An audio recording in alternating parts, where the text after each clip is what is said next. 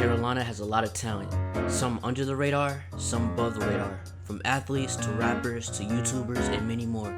Join me as we get a glimpse of what Carolina has to offer. This series is called Carolina Creatives.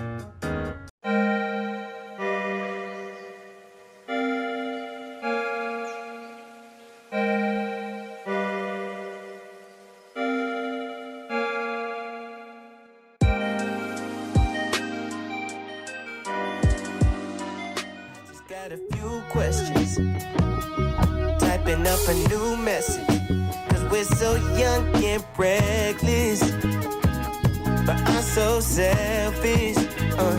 How you even gonna play the part? How you on game before it even starts?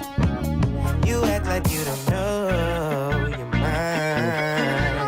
yeah. Hey, but I just hit the reflection, cheering from a new section. So today I'm here with Jaron Smalls. How you living? Hey man, making it, man. Just happy to be alive, bro. I appreciate you coming out here, man. Oh yeah, bro, already. For real. Appreciate you for the opportunity, man. Like, oh boy, like this what artists live for right here. I ain't gonna flex. Alright, man. So what got you into music? Man, I had no choice. Like, my mom and dad, you know, we grew up in the church, so they always had me singing in like the church choir, dancing in the dance ministry and things of that nature. So I was always around it. I had no choice. My older siblings, they were musicians. They're like 13, 14 years older than me. My sister, you know, the closest relative to me, or sibling closer to me, she's 7 years older than me. And she was the one always teaching me how to sing, because, you know, I didn't really have an ear like that because they played instruments, so they had it a little better off. But you know what I'm saying? After that, it just became like a natural thing. Like, that's all I could do. I'm not gonna lie. They kind of made it hard to stay away from the music, low key. That's what's up. So it's like a family thing. Oh yeah. They got you into it. on some mid Jackson vibes. But yeah. So I was listening to Young and Reckless. That's like my favorite song. Like, bro, like right now that joint is hype. It's really good. And I was wondering, like, how did you come up with those song lyrics? That's real. Wow, that's crazy. So for Young and the Reckless, that's track number 7. I probably had that written maybe 3-4 months ago, way before I even started on the project. I was going through some stuff, you know. You be having these little flames, things work out, things don't, things do. But you know, I always try to vent by writing it out, you know, just to try to map things out, you know, so I could see like where's the loss in it, where's the growth gotta come from. So I was in a real place, you know, just trying to grow as an artist. And I ain't gonna flex, like, you know, I'm a senior in college right now. As soon as I graduate, I probably started writing that in one of my longest classes, like last semester, trying to get up out of there. I feel that, man. Yeah. So, like, it's funny because the people don't know, but, like, before y'all know, this guy right here is the reason why I passed Comp Theory. Just so you know. You gotta relax. Hey, we was in there together, bro. Hey, shout out Professor Crane, man. Shout out to him, man. So, I know how you said, like, family really got you into it, yeah. But is there, like, anybody specific that really, like, played a role in, like, you actually pursuing it, like, really heavy? Like, is there, like, a super role model? Man, it's crazy. I would say experience was definitely just a teacher. Opportunity was like a mentor. So, like, even though my family was in it, my freshman year of college, my sister, she went to NC State. Mm-hmm. She was a brand ambassador to the business program there. So I went to community college trying to get into her college. So they said, as soon as I try to graduate, apply there and go in, they said, nah, you don't have the requirements. Go to Wake Tech Community College on North Campus and then transfer over. So I get there, they say, yeah, we got rid of the program, so you got to stay here for a year. I'm like, all right. So talking about how experienced being a teacher type, like, man, my sister went to NC State, like I said, so she got in touch with these guys called HHP Hip Hop Project.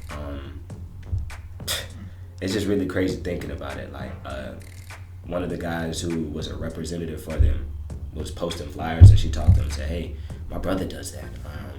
Can he come through? He's like, oh yeah, tell him to come through. We looking for talent. Bro, I get there. These guys, that's HHP, the Hip Hop Project, sponsored by the Just Us League. That's Ninth Wonder, Cesar Comanche, Sean Don, Like my first gig was through them. Like, and after a conversation, after that first gig with Sean Don, like that's honestly what put it in perspective for me. This dude said, "Hey man, like you got some crazy like Drake shit going on, but you could really sing though. You know what I'm saying? In terms of like lyricism though, we could work on that later on. You know, because it's definitely, you know, it's something you gotta like cater to your own type, like how you talk type. You know what I'm saying? So you can't just, you know, try to get words off of anybody else and try to expect you to just, you know, authenticate them, you know, by saying it. So, and right after that, same background on BET in 2014. And that was the opportunity. My sister-in-law, man, she was there. She told me that, hey, you trying to pull up on me? I was like, yeah. She said, hey, bring all black in case they need somebody. I brought all black and they needed somebody. So I'm over here meeting Kurt Franklin, Fred Hammond, like Mary, Marvin Winans, like, you know, gospel pioneers, singing behind Twinkie Clark, Moses Tyson Jr. And that exposure really like solidified the music for me, or at least the singing tip. So, where do you see yourself in 5 years? Man, I'm not gonna lie. In 5 years, I see myself at least finally reaching the 100, the Billboard Top 100, potentially double XL placement, and not even just placement on radio spins, radio interviews, just me being established as an artist, having a brand, not just of other artists, you know, engineers, musicians, songwriters, ghostwriters, you know, managers, people who do the whole 9 yards. I definitely see myself as being like a pioneer to music, because in a sense, like, I'm trying to bring so many vibes back from like the early 2000s, you know. People don't know I was sheltered like growing up. I couldn't listen to music, so everything that I get now is so authentic. So that's why I guess whenever I can make a track, somebody can say, oh man, that got some soul in it, that got this old like R&B music soul child feel to it or something like that. It's cause like it's all from the heart music, and I'm trying to bring that shit back for real. Bet. So who are top 3 of your favorite artists right now? Chancellor Bennett, that nigga K-Dot. Dang, that's actually crazy. I gotta start that over. So Chance for sure. Probably Big Sean and Drake. I really don't have like a favorite artist, so I just literally take from the greats who I've seen, like Andre 3000, probably one of my first inspirations. Just because of how he went about things, how he saw things, how he was able to articulate what he saw, you know, and how he was comfortable with being different. Like you can't be an up and coming artist and sounding just like somebody else, because you're just gonna be there for as long as they will.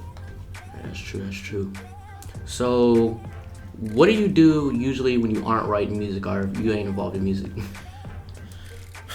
All right, well, if I'm not making music, if I'm not making no beats, I'm mixing and mastering for myself, other brands. I'm helping other brands market their merch, their content. I do graphic design as well. I'm currently trying to get into street fashion, with bigger hopes of being in more of like the higher end sense of style. You know, I try to keep to myself and just try to like maintain everything that I got on my plate, but really use the resources around me. So if there's something that I know I don't do well, I try to like, you know, look at somebody else's example as just like, you know, kind of shadow under them type, for sure. Jaron Smalls, what's your story? Hey man, Jaron Smalls, straight from Bowie, Maryland, bringing it to you live from the QC, Charlotte, North Carolina. I'm just a cat with a dream, you know, and really who had the discipline to make it happen. So that's your story.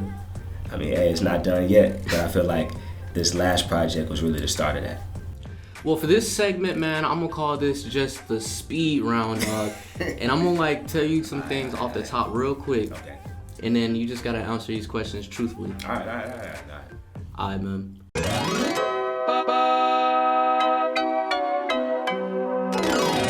Rap or sing? Sing, it came first. Okay, McDonald's or Burger King? Neither. Okay, basketball or football? Basketball all day. Cartoons or anime? Cartoons. What type of cartoons? What's your favorite cartoon? Dog. Okay, anime, Avatar, Last Airbender. Okay, sorry. Okay, favorite cereal? Dog. Honeycomb. Okay, that's disgusting. Okay, no, favorite food. Coconut shrimp from Outback. Okay, that's hard. Appreciate you coming along, bro. Is there anything you want to shout out? Hey man, shout out to everybody who loves me being the creative I am. For Gotham streaming everywhere, please go check that out, man. It's not the first project that I had, but it's certainly not going to be the last. It's definitely going to be the last one that's under my name until we start working with other labels and things of that nature. But hey, check me out, and you already know it's only up from here. And that's another Carolina creative. Yes, sir. Appreciate you. Yeah.